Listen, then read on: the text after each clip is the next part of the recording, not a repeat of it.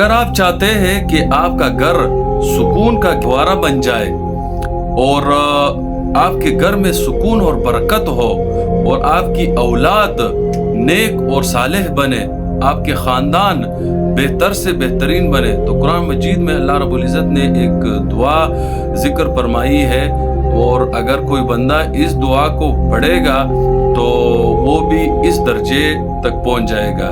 دعا بڑی مختصر ہے، آسان سی دعا ہے ربنا ہب لنا من ازواجنا وذریاتنا قرۃ اعین وجعلنا للمتقین اماما۔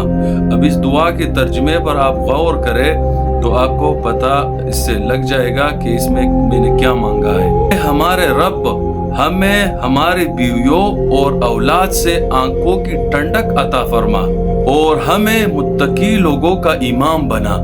تو یہ کتنی بڑی فضیلت والی دعا ہے کہ ایک بندہ اس انداز سے اللہ تعالیٰ سے دعا مانگ رہا ہے، تو دعا کو پڑھنے کا اہتمام کرے، بہترین دعا ہے۔